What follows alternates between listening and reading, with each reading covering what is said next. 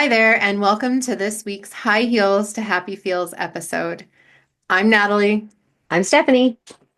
and this week we are going to talk about energy and space and the tools that Steph and I use when we're working in spaces that may feel a little fearful or high vibrational. You know that feeling when you walk into a space and your body's just like, nope, and you suddenly want to cry or run, or maybe you feel fine walking in, but you leave feeling drained. We're talking about the energy reading, what that is, how it works, and most importantly, how to do it without absorbing everything you touch. Oh, so true. Because the truth is, being intuitive doesn't mean being exhausted all the time, right?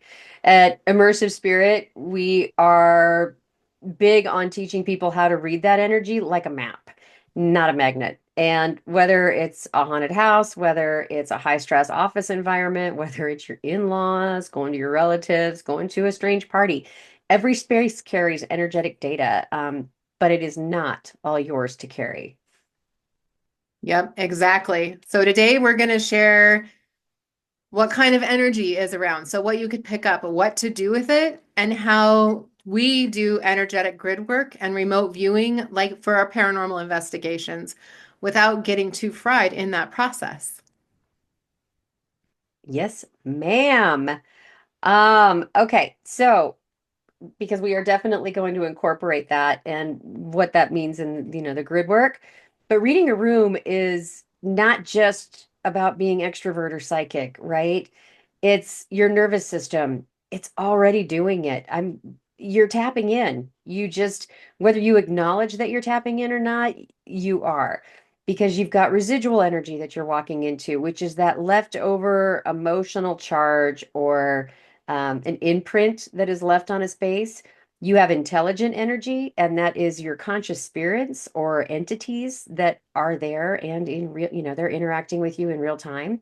And you've got environmental signatures. So things that are actually in the environment that have been there historically, joy, trauma, chaos, things that are embedded in the land that the property sits on. All of those things are part of those environmental, excuse me, signatures. Yep, exactly. And so, because we're kind of stretching into how we would do that at Mhm. Immersive Spirit, because these are things that we work on, and we have tips and tricks for when you're walking into a room and you're just like, yeah, nope. So we'll talk about that. But when we're, especially on investigations, we actually will grid a space remotely first. So it's kind of like laying a map, and that can be physical or mental or however you do that. Typically, Steph and I will both like stand in front of the building in a remote way and grid out pieces of energy that we see. And we're checking things for like what's loud or what's layered. So those Mhm. are when you can feel an energy, maybe it's sad, but you feel like there might be more. So it's like when you ask yourself, but what if, or tell me more, or can you give me a little more information about that? And you dig a little deeper. So that's kind of the what's layered. And then, like Stephanie mentioned, what's intelligent versus what's going to be those residual leftovers. And always what's ours versus what is not. Right. Because we don't need to take what's not ours, right? We don't go into those spaces to absorb that energy. We are there to observe. And that is especially in paranormal situations, but it's something you can do in all aspects of your life. You're there as an observer and to interact in that energy only when you're invited to do so. And then for us, like during paranormal, as Natalie was talking about, extracting clear data and taking when we are invited to be a part of that energy, taking what we need to from it. So we do, as Nat mentioned, we've got several tools. We do those remote viewing overlays. We do automatic writing, for example. We'll do the compass-based directionals. Body cues are always a huge sign. We have a lot of EMF sensitivity, and that's not just our equipment. And we do have a lot of equipment, don't get me wrong, but thinking about what do you feel? You can feel those electronic, those electric magnetic, those frequencies and you can feel all of that around you. So it's definitely about your intuition, but it's being again, we're ethical about it. It's when you're invited to be a part of that energy and then discerning what are you a part of and what aren't you. Yep. So true. And it's really cool on the paranormal investigations. Stephanie and I rely a lot on our bodies because that's kind of Hmm. what we're fine tuning, but we have a ton of equipment, and that's to help us align and stay grounded in what we're Hmm. experiencing. Because, you can get crazy in those situations, and you're in a known haunted location and you're hearing thumps and thuds and you've got all of your hair standing on end. Like things start to get out of control pretty quickly if you can't ground out. And that equipment definitely helps keep us grounded because truly, if you think of it in a specific way, like if you're a radio, the goal is not to become or listen to every channel. The goal is to learn how to tune in and scan and Yeah. tune out without blowing your circuits, really. Yeah, that's a killer example because that's exactly right. We don't want to try. You're not trying to listen to everything all at once. I mean, how bad would that sound? Oh yeah. Oh, God, talk about sensory overload. But yes, I mean, those tools are so cool at helping because they give you something in the physical, in the moment to affirm or to help you relinquish some of the anxiety or the emotions you're feeling in those situations. And we'll talk a little bit about that and using that in your live situations as well. But yeah, let's start talking about our grid, how the tool we use, right? How we do our grid setup and that quadrant mapping. Yeah, that's a perfect segue because you can use this for, like Steph and I, we use it for spooky places that we've been invited to help Hmm. clear. We also use it for real estate clearing, high energy homes, anything that's emotionally charged when you're walking into a room. These are steps that you can take to kind of put yourself in the zone and take a very prescriptive approach to how you want to step through it. Um, so first, okay, we typically do kind of like an orientation. So this is the foundation.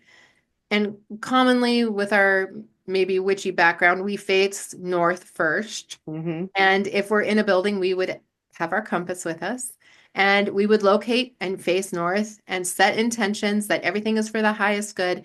And then directionally sense from that area what is north, what is from that point. It kind of anchors us into that grid. And then we can call in some elements such as like earth energy for stability, air, all of those things too. Do you want to talk about step two? Yeah, so and it really just feeds right off of that, right? Because that's what we're doing is we're visualizing and we're drawing that location out. So we're dividing it into those four quadrants and we're really doing it by your northwest quadrant, your northeast quadrant, southwest and southeast. Because as Nat was saying, it's about finding that center focal point and that's your grounding location. That's where you're feeling going, okay. And then it allows you to really just feel the energy based on the locations and dive in, I think, at a higher level. Um, because each of those quadrants, I mean, down to even minute areas in each of those, which we'll talk about here in a minute, but you're going to find different energetic signatures through each quadrant as you work through those. You're bringing up step three perfectly because what we do is after we get those quadrants done is Steph and I do this on our own, but then we also kind of compare notes because we want to Mhm. identify like what feels weight or density in an area or Yes, what seems to have things that are actually moving. So, um, like interactive or is it echoing? And then emotional imprint. So we start looking for those things and figuring out like our plan of, and I don't want to say attack because we don't attack anything, but our yeah, plan of how we're going to work through each of those areas. And that includes like layering, um, visual and symbol imprints, anything that we pick up, but we start in our north zone. absolutely. And even to lay on top of that, right? Thinking about some of those, because I think it helps to define those a little bit. Like when you're thinking about how weighted it feels, think about when you walk into a room, even a party, a corporate environment, because I want to put this in real life for people that maybe don't do the paranormal stuff. Good point. That room Thank you. feels, yeah, well, because we are big in the paranormal, but you can, everything here is something that can be used in your day to day. So Mhm. that room feels so heavy. You walk in and you're like, oh, and the expression, who died? I mean, that's the first thing that comes into your head. Or maybe you get tingly all over, right? Or it's flat and it's just stagnant. That's weight or density. That emotional imprint, when we were talking about kind of the residual and the energetic or the environmental and what those are, how does it feel? Does it feel like fear? Does it feel like grief? I mean, so identifying emotionally what that feels like. Then the activity. Is there movement? I mean, even before this call, Natalie knows that she's got something that she needs to talk to, who wants to talk to her currently in her house. There's physical movement. Things are happening. It's And just so, a you little know, frightening sometimes, but right when the cords move and there's no wind, you're like, all right, I when got the it. chime's behind you and you're not touching them, that's good There's stuff. no breeze. You're like, all right, I think I'll go ahead and help you out here in just a second. But those are activity. And then you're layering. So, how much of it, how many different things are going on? So, the weight, the activity, the emotional aspect of that, the activity, it's layered. And so, delving that out and figuring out where does it fall in that. And then you get visuals. So, visuals, if you walk into a room, you walk in and everybody's arms crossed and they're all giving you the same scowl, right? Oh, there's a huge sign that things are afoot in this room, and this is a bad situation we're walking into. So, paying attention to the obvious because you're using your five senses. I mean, that's really what this boils down to when you're working through those steps, and they're all easy to incorporate in your daily life. You already are. You just Right. haven't sat down to identify them. And for those of you who might be deep into your intuitive journey, also make sure you're carrying your symbols dictionary with you. Yeah. Because when Stephanie mentioned symbols, yep, walking into a room and you feel the energy of, nope, we are not talking to you. You can also, spirit guides, whomever you call to, can also send you symbols that are going to help you discern everything that's going on inside of that quadrant. So, Yes. very helpful to have that dictionary. Yes. And your intuition. When Mhm. it says this person just needs a smile because they've just come, you'll know. And maybe Yeah. sometimes just a smile will change somebody else's evening or you're looking at this like non-approachable, move on. Yeah, listen. Pay attention to that. Absolutely. Yeah, you walk into a room with somebody who's had a really tough conversation with their boss. Your smile may not help, but maybe not staring at them will. Right. Yeah, Right. knowing the difference. Right. Recognizing what that is. How do I feel in this moment? So all little cues, right? They're all cues and just paying attention. They really are. So, and Steph and I also look in these quadrants kind of like in an elemental association as well. Hmm. So after we've done all of this different layering, just to see like what's active, what's stuck. So that can really Yeah. like fire. Yeah, it's the different like the emotional way it can feel. Is it fire? Is it on hot? Is it stuck? Is it earth? Is it emotional water? So we kind of feel our way through those, and that can be directional, but it's not necessarily a directional thing. So it's just another part of that layer. Absolutely. And it's, of course, that's an optional piece depending upon who you are. Right. And But what you're totally identifying too. right. But for us and how we are with the elements and where we are directionally, that northwest is earth. The northeast is air. The southwest is water. The southeast is fire. Normally. Hmm. Do those feel off? That's part of that layering, right? Does the fire feel like the north and the south is cold? I mean, what do you got going on here? And so that's just another way that we add some optional layering to it, for Which, if sure. that's true, you might be in a vortex, but that's a whole other conversation. Welcome to Sedona. Right. Yeah. Um, Oh, yeah. Well, then we should talk about like when looking at those in your quadrants, look at your anchor points. So you're yeah, going good to point. Yep, find yep. each of those quadrants, right? They're going to give you some place that you can anchor. These are energetic anchors. Natalie mentioned vortexes, but the fireplace in a house, a stairwell, because that is a portal, right? That takes to someplace else. There could be, if it's a ritual site or if it's traumatic, right? Is it a trauma location? Has there been something traumatic there? Maybe somebody had passed, or maybe you're in a hospital. I don't know, but there's lots kind of thing. But that's the emotional core of that space, and finding that and being able to even find the energy there, or just kind of sit with that.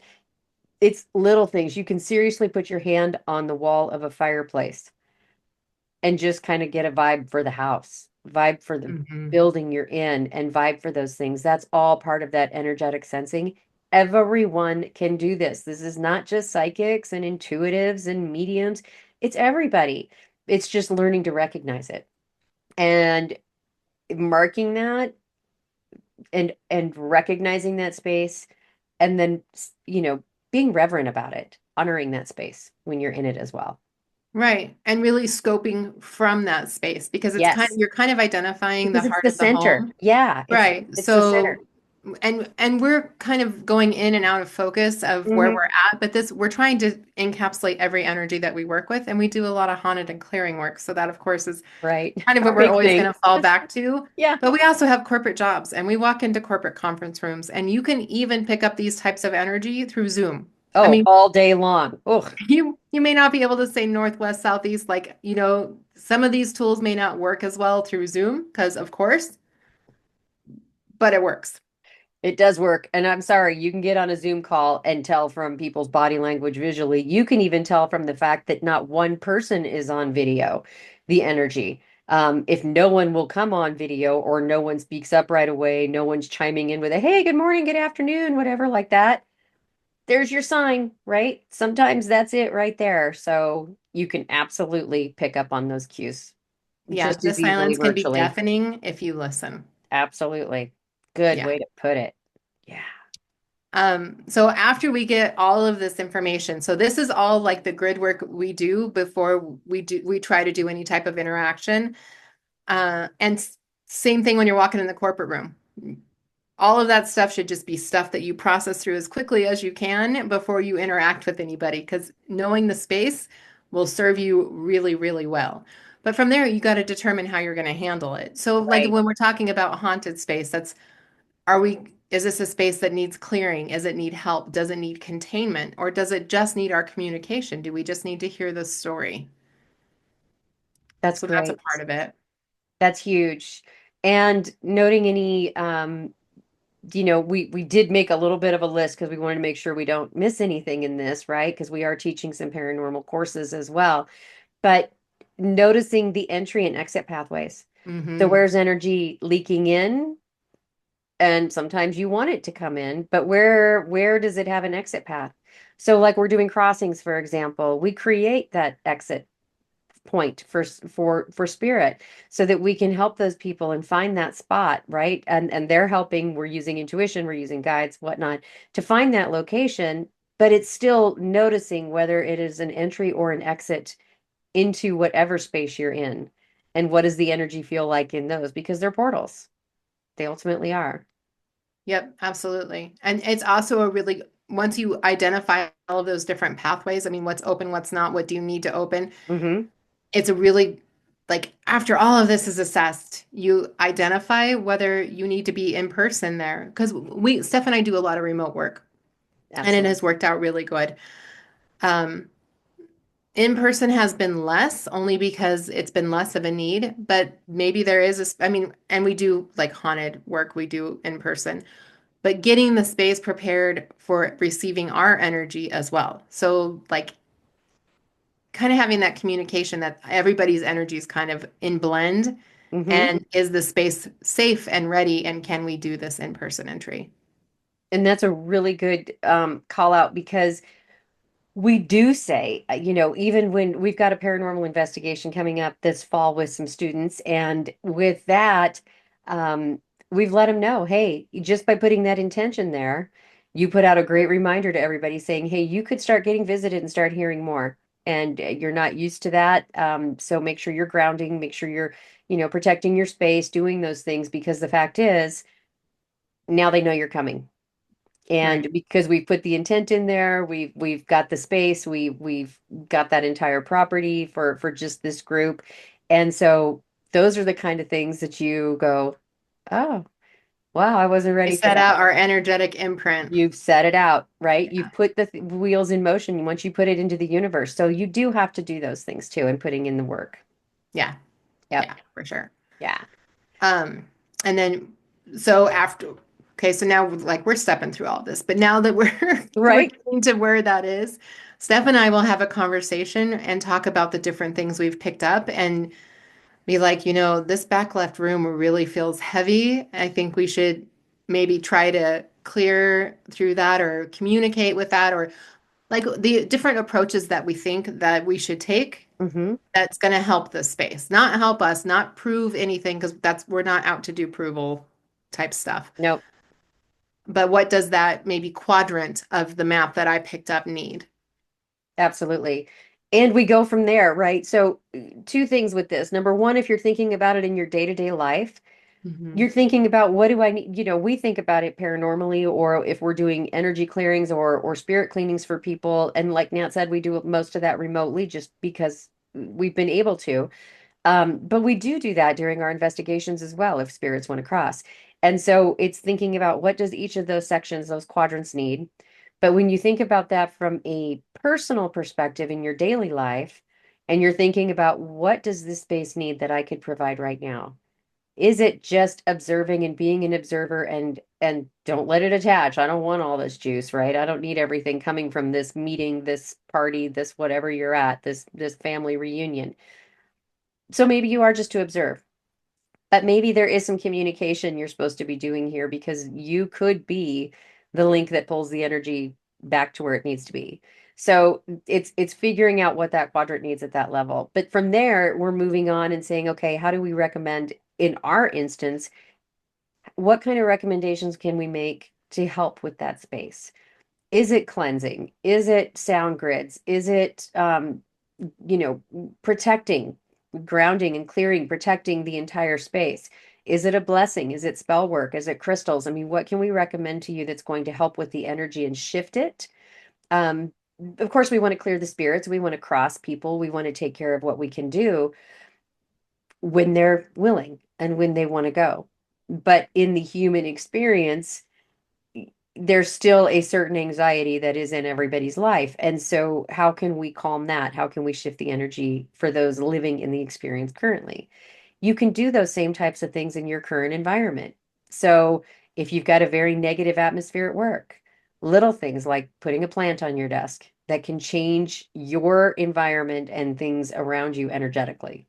So, yeah, sorry. I No, digressed. I just want to make sure that we keep bringing it back into everyday life because it's so important for everyone to know these are tools you can use all the time. yeah, absolutely. And that's why we are doing a podcast on it, is more if we're about the all day tools, but we are always going to relate it to how immersive Yeah, spirit we are. works too. Yes, we are. It's just part of it. Other tools like keeping water at your desk. Um, like, Oh, just having that all day bottled water because water is really grounding. So if you feel yourself getting agitated or you're about to respond to an email and you think maybe you shouldn't, if you sit back, look at your little plant that Stephanie was talking about and take a couple sips of water, bring yourself back to the present moment and get settled because energy sensing, like you have to be available to do that too. Do it as much as you can so you know how to respond, how to react, how to get through your life in a little bit of an easier way. But sometimes we're just too damn tired right? to worry about the energy. We just want to get through the day. And that's fair too. So grounding and plants and crystals or Yeah, whatever else. right, because they're elements. I mean, now we're back to what we love, the earth, the fire, the air, the water. And Right. so if you've got a little water on your desk and you've got some crystals and a plant from the earth and you're breathing and taking a few deep breaths before you respond or before you acknowledge this energy or this space, all of those, obviously we can't go light in a fire, but it's the fire in your own belly, right? So thinking about that and trusting that. Oh, Zen gardens. Does anybody remember those? I think they're Mhm. starting to sell those again. Are they? Those little Zen gardens are Those so. little rake and sand Yes. and you can create and Yes. Grab your coloring book and put that on your desk, right? There's yep. apps for that. You can just my little Zen color thing that I use and yeah, Yeah, take like 2 minutes, regain your energy, even if you're not working on perceiving energy or like how you can help the energy in the area. Maybe you just don't have enough. Just control your energy. That will be super helpful. absolutely. Yeah. Yeah. Because it's about your safety, right? I mean, ultimately it boils down to is that a safe place for you to be?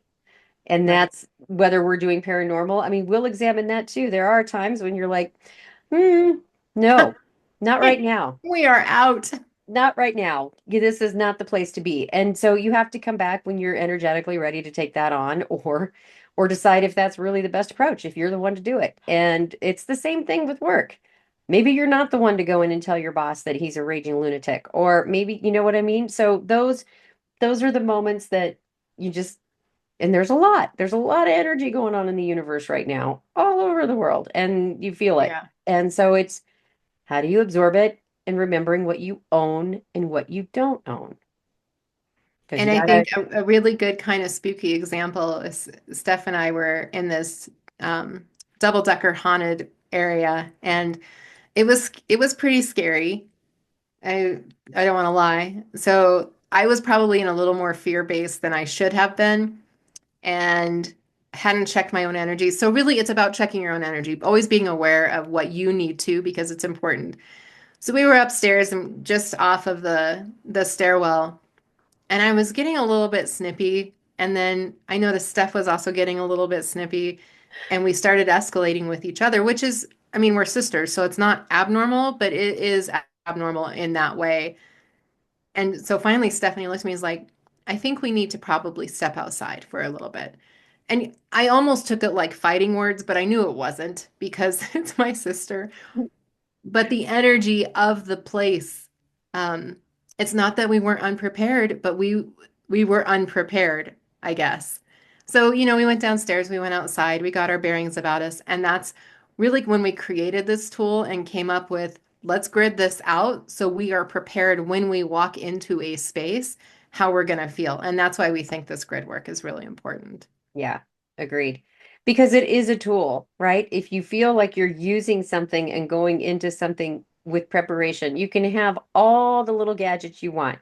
You can say Hmm. you're ready and not be fearful and not do all these things, but there are certain times where energies, and they could be any layer of those energies, any version of those that we talked about, but they will sneak up on you. And so you can then you let it, kind of play on you like that. And as sisters and as close as we are, it's very easy to do something like that. But we also recognized it and stepped away. And this grid work gives you basically you're walking in like, okay, this is a space. Here's my area, here's my box, here's what I'm working with. All right.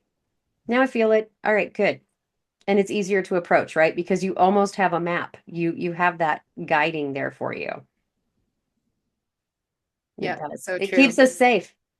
It gives us this method is ultimately, we talked a little bit about safety, but it gives us that clarity before we ever step foot in and or invite our students into. We don't Yeah. want to invite anybody into that. We don't want to walk in blind. You already have enough of the unseen happening and enough of those things going on um that we don't know what's going to happen. So And you it keeps us safe from each other because, right? and okay, so imagine that you're doing an investigation. And again, I know we're jumping into investigation world here, but that was where it was scariest for us and why we created this tool. Right. Because had it not been my sister, had it been a friend who was afraid to confront me and be like, you're starting to spin, and me being able to return and say, you seem to be spinning as well. Had we not been sisters, there may not have been a safe space for that conversation to happen and to actually get somewhere where we realized we were impacting the energy and the energy didn't really like us at that point. Right. So, I mean, if anybody who's watched paranormal shows, and there's all mhm. sorts of them on TV and YouTube and whatnot, and I'm a junkie too, I get it. But if you watch them when they rage, there are times that they will rage against each other and they don't clear the space quick enough. One person might leave the room, but it's one of those everybody needs to take a breath, go outside, and go, okay, what was that? Let's go figure it out. But now you know. So And yeah. don't leave anybody behind. Even if somebody has a great boundary and they're up and they're like, I'm fine, you guys just need to take a break. Just get some air together. Right. It's a great opportunity to reconnect on what that energy is. And did you feel it too? What did you feel? What did you feel? All right. Now, how do we want to approach this? right? It gives you that tool for the paranormal side especially, but even in a meeting space, if I'm with a colleague or something, it's like, oh, I'm We need to feeling step like outside for a minute. right. Don't we need to go get a cup of coffee? Yeah, you want one? No, you come with me. Okay. And you don't want to pull the girl thing and everybody go to the bathroom at the same time, but at the same time, you need to It's what's that diffusing the about? situation. It's letting Hmm. the energy come back to its base Hmm. and respecting it and Right. deciding how you're going to either approach it again or contain it or however that needs to work. Right. Because there's a couple of pitfalls that come with it if you don't. One, you can over identify with whatever it is. So that rage can become a part of who you are. That spinning, the sadness, whatever it is, all of a sudden, because especially as empaths, as Natalie's much more an empath than myself, but you absorb it. And that can become a part of you. I mean, you can easily pick that up and take it home, and then you're taking it home to your family and everybody else. No, no, Or no, even in no. that moment, you're saying words that are hurtful that you Hmm. wouldn't say. Maybe like they are the intrusive thoughts that you sometimes think. So maybe there might be like something in there for it, but Right. you're saying things out loud that are totally against what you would do. And taking yourself out of that situation de-escalates that right away. Absolutely. You Absolutely. get those energy hangovers too. If you Oh sit in God. spaces where the energy isn't good for you, Hmm. you will could feel drained for 2, 3, 4 weeks afterwards. Oh So yeah. it's really about monitoring yourself and knowing where you stand inside that energy as well.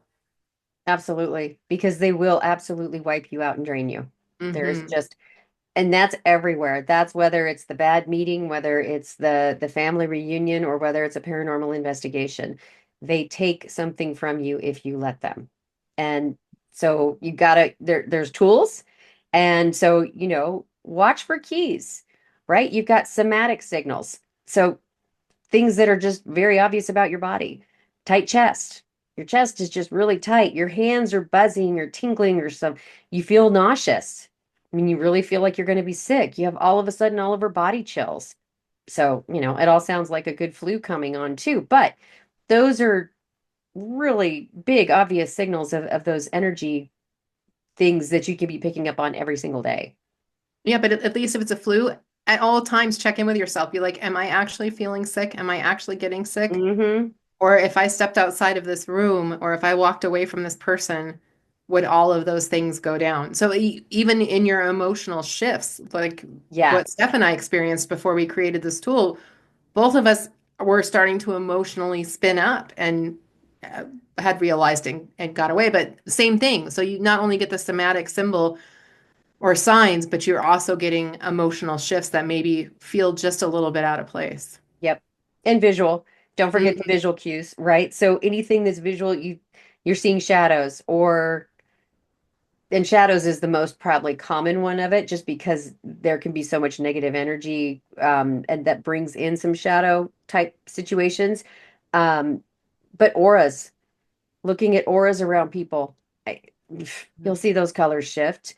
You'll feel the static energy in the room. So those trust your feelings, trust the visuals that you feel, trust the static electricity. If things are popping, I mean, sometimes it's just because there's not enough humidity, right? Depending, like, where you are. But trust those things and pay attention to those.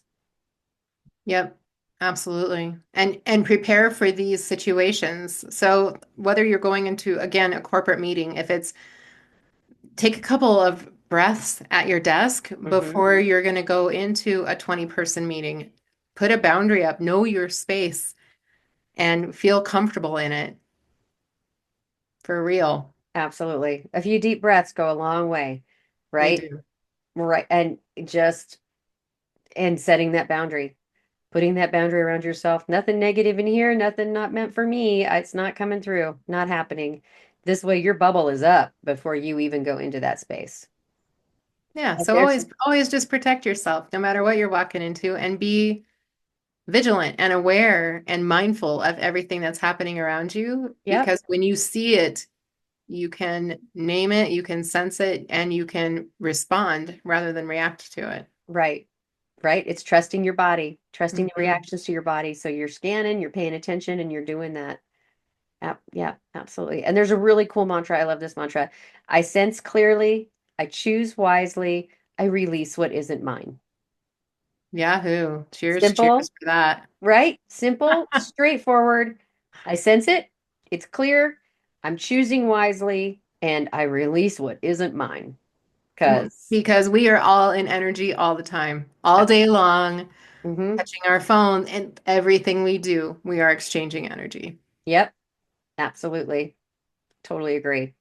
Cool. I think, did we cover all of our, I know Our we steps, kind I of can't listed think it of anything today, else. but I think we got, because we wanted to make sure we didn't miss anything, but I'm making sure we didn't miss anything anyway before we wrap it up.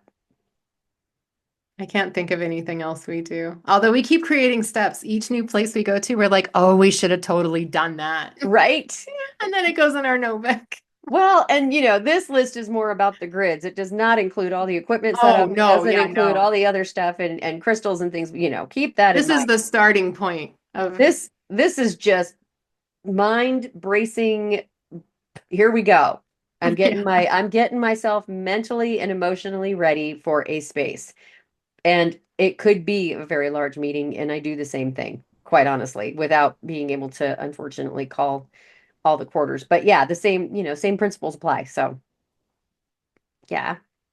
And we do so just to kind of wrap up and because I think we covered it all. So I'll wrap it up with a few reminders that we do offer remote viewing and psychic development workshops at Immersive Spirit. So these are $10. If you and we do them every month, and so we always bring a new tip, new tool, and they're practice sessions. These are an hour and a half, and everybody who comes that wants to be a part of this.